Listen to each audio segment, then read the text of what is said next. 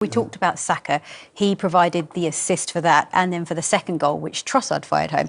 Trossard, he's a good player. He's getting more and more chances to start in this Arsenal side as well. Yeah, he is, and this is like what I was talking about earlier. You know, like Odegaard finds him there, and Bakar could easily shoot there, but he knows that there's two people in a better position, and he just squares it in.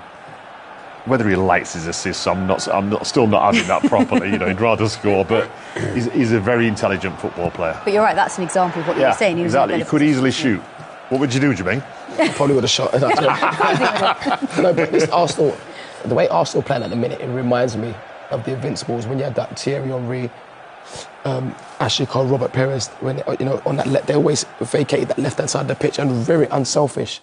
You see a lot of the Arsenal goals back then, where they'll get into positions and players just pass it across the goal and just tap it into an empty net. But it's really unselfish. But I mean, he makes all the right decisions, Saka. Yeah, he does, doesn't he? And then the third goal, well, it was a penalty, and we were happy with the fact that it was given as a penalty. Yeah, the first one or the second one? The first one. First one, yeah. When I first saw it, I thought, oh, he's just, there wasn't a lot of contact on the player, but then when you actually see it slowed down, there's no contact on the ball at all. There's a touch on Saka's left shin, I think it is, and he goes down, and that's it. Just there, on the left side of his ankle, and yeah, it's a penalty. Do you know what he's really good at? When he's like a 1v1 specialist. Like when he gets 1v1, he commits people, and as soon as they move, he just goes past them so easy. But it was definitely a penalty, and obviously Odegaard here, you always fancy him to score. Yeah. And then. Sure and it was interesting, Saka giving the ball to Odegaard there, which, well... I'm sure it's because of that celebration there. It's that celebration there. The players are too nice these days. I know, you wouldn't have done that, would you? Giving your goals away. But what's the reason? Why do you think he did? Is it because Odegaard's just come back from injury? It's his first goal this season? Captain? No, I think it's because he's either just about to have a baby or not him, obviously. It's his partner. That's not the first time they've done it. No. I remember, was it last season? I think it's not the first time they've done it. And I remember Mikel Arteta coming out and saying it's just something that the players do. If someone fancies the penalty, then...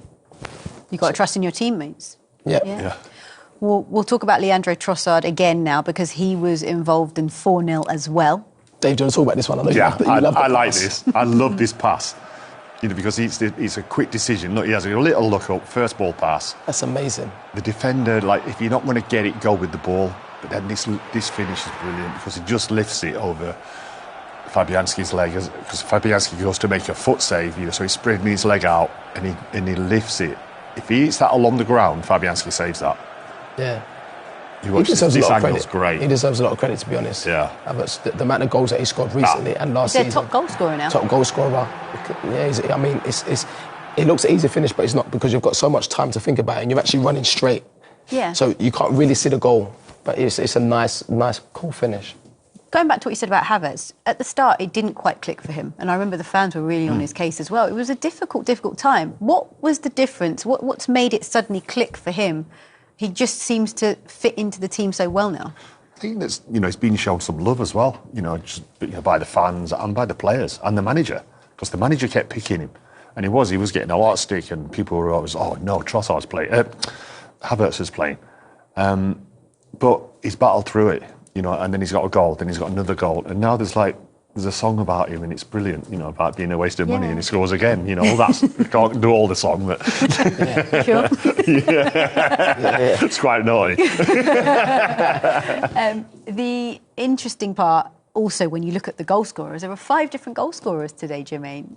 But it's so funny we said that because we spoke before, and I remember having a conversation with Thierry Henry, and he spoke about you need goals from all over the pitch.